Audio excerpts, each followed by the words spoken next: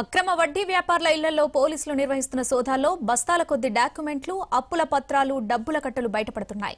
Karimnagar police commissionerate వ్యాప్తంగా పోలీసులు 15 రోజుల పాటు రహస్యంగా వడ్డీ దందా నిర్వహిస్తున్న వ్యక్తుల వివరాలను ఆరా తీశారు. కొందరి వద్దకు అప్పు కావాలని మారువేషంలో వెళ్లి మరీ నిర్ధారించుకున్నారు. ఇలా రకరకాల పద్ధతుల్లో అక్రమ వడ్డీ వ్యాపారుల దందాను నడిపిస్తున్న వ్యక్తులను లొకేషన్ను నిర్ధారించుకుని ఏకకాలంలో దాడులు నిర్వహించారు పోలీసులు.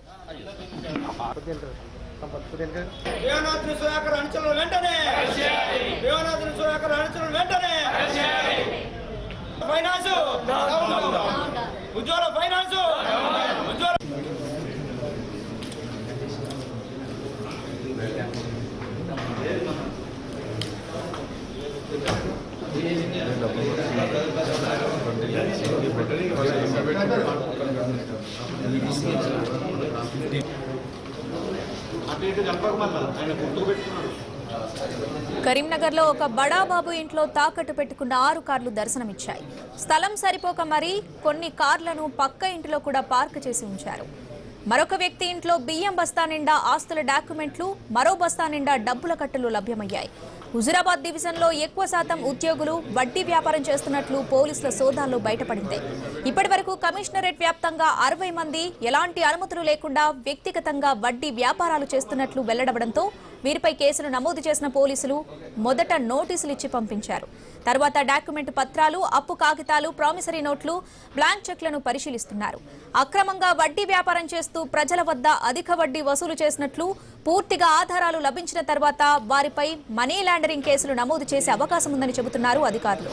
మరోవైపు ఆదాయపు పన్ను శాఖ కూడా ఈ అక్రమ వడ్డీ వ్యాపారుల జాబితాను పంపించనున్నట్లు తెలిపారు పోలీస్ కమిషనర్. వడ్డీ వ్యాపారుల అక్రమాలకు సంబంధించిన మరిన్ని వివరాలు మా ప్రతినిధి రవికిరణ్ అందిస్తారు.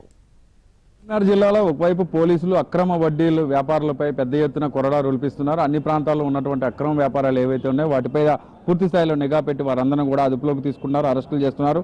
అనేక డాక్యుమెంట్లు, డబ్బులు కూడా స్వాధీనం చేసుకుంటున్నారు. గతంలో ఎన్నడూ లేని విధంగా కరీంనగర్ జిల్లాలో మరోసారి ఫైనాన్స్ దందా అయితే కొనసాగుతుంది. యథేచ్ఛగా ఫైనాన్స్ ఇచ్చేటటువంటి వాళ్ళు ఇష్టారీతిగా అవసరాలను ఆసరాగా చేసుకొని చాలా మంది బాధితులను ఇబ్బంది పెడుతున్న పరిస్థితి. ఉజ్వల ఫైనాన్స్ పేరుతో బాధితుల సంఘం కూడా ఏర్పడి కరీంనగర్లో పెద్ద ఎత్తున నిరసనలు వ్యక్తం చేస్తున్నారు. కొంతమంది మనతో పాటు బాధితులు ఉన్నారు. చెప్పండి, అసలు ఏం జరిగింది? ఫైనాన్స్ ఏంది, ఎట్లా తీసుకున్నారు మీరు? మీది లీగల్గా వెళ్ళడానికి మీ దగ్గర ప్రూఫ్స్ ఏమి ఉన్నాయి? సార్, లీగల్గా వెళ్ళడానికి ప్రూఫ్స్ ఏం లేవు. అప్పుడు అవసర నిమిత్తం వ్యాపారం, నా పేరు అనిల్ కుమార్, నాది సాయినగర్, సాయిబాబా గుడికి ఇటు పక్కన 5 షట్టర్ల కాంప్లెక్స్ సార్. అవసరం వ్యాపార నిమిత్తాన్ని అప్పుగా తీసుకున్నాం. 12 లక్షలు, 12.5 లక్షలు తీసుకొని 8 లక్షల వరకు కట్టాం సార్. కాకపోతే అప్పుడప్పుడు టైంకి కట్టలేకపోయినాం. దానికి వడ్డీలకు వడ్డీలు వేసి దాన్ని కట్టలేని పరిస్థితికి తీసుకొచ్చి దౌర్జన్యంగా అక్కడ మొత్తం మంది చూసిరు. అది చౌరస్తా. ఆ చౌరస్తాలో ఎంత భయంకరంగా రౌడీలతోని ఖాళీ చెప్పించిన సందర్భం అక్కడ ఎవరిని అడిగినా చెప్తారు. ఆడికెళ్ళి మేము వెళ్ళిపోయినాం సార్, గౌరవంగా బతికిన కుటుంబం. అక్కడి నుంచి మేము హైదరాబాద్కి వెళ్ళిపోయినాం. నా భార్య అప్పటికే మానసిక క్షోభ వచ్చింది, ఆమె పేషెంట్ అయింది. హైదరాబాద్ తీసుకుపోతే హార్ట్ అటాక్తో చనిపోయింది సార్. ప్రధానంగా మీరు ఫైనాన్స్ తీసుకోవడానికి ఫైనాన్స్ సంబంధించి ప్రూఫ్స్ ఏమైనా ఉన్నాయంటే వాళ్ళకి పర్మిషన్ ఉన్నట్టు మీకు చెప్పారా? పర్మిషన్ అనేది వెహికల్ ఫైనాన్స్కి మాత్రమే ఉన్నది. మిగతా ఏదైతే ల్యాండ్స్ వాళ్ళు తీసుకుంటారో దానికైతే పర్మిషన్ లేదు. కాకపోతే మేము ఏదో వెహికల్ ఫైనాన్స్ మాకు తీసుకున్నాడో దానికి దొంగతనంగా రిజిస్ట్రేషన్ చేసుకున్నాడు ఆయన పోయి. మాకు ఇన్ఫర్మేషన్ చేసుకోకుండానే దొంగతనంగా రిజిస్ట్రేషన్ చేసుకోవడానికి పోయిండు. దాన్ని పోయి మేము ఆపినాం. ఆ రోజు ఆపి మళ్ళీ ఆర్టీఓ గారిని కోరితే ఆర్టీఓ గారు మాకు సహకరించారు అక్కడ. కాకపోతే మాకు పోలీస్ సహకారం ఏం అందలేదు. 2 టౌన్లో మేము కంప్లైంట్ ఇచ్చినాం. 2 టౌన్లో మా కంప్లైంట్ యాక్సెప్ట్ చేయాలి. అప్పుడు చేయకుంటే మళ్ళీ మేము కోర్టుకు వెళ్ళాం. కోర్టుకు వెళ్ళి ఇప్పుడు దానికి మళ్ళీ ఇప్పటివరకు కూడా ఏం రిప్లై చేయట్లేదు. ఆ వెహికల్ అనేది ఇప్పుడు వాల్యూ 5 లక్షల వరకు ఉన్నది. కానీ ఇప్పటివరకు కూడా వెహికల్ అనేది తీసుకొని అతని దగ్గర సంవత్సరం నుంచి అతని దగ్గర పెట్టుకున్నాడు, మాకు ఇవ్వట్లేదు. రైట్, ఎంతమంది బాధితులు ఉన్నారు? అసలు ఎట్లా మీరు బాధించబడ్డారు? ఆయనతో మేము తీసుకున్న డబ్బులు మొత్తం కట్టేసినాం సార్. మళ్ళీ అందరూ మేము 1 ఎకరం ప్లాట్ అమ్మి, కొత్త బిల్లు గడ ప్లాట్ అమ్మి మొత్తం డబ్బులు కట్టేసాం సార్. ఆయన మేము ఇంట్రెస్ట్తో సహా మొత్తం డబ్బులు కట్టేసాము. ఇక మళ్ళీ మాకు చేయమని అడుగుతున్నాం సార్. అంటే ఎట్లాంటి ప్రూఫ్ లేకుండా ఫైనాన్స్ ఇస్తున్నా కూడా మీరు ఎందుకు తీసుకున్నారు? రిజిస్ట్రేషన్స్ ఎందుకు చేశారు?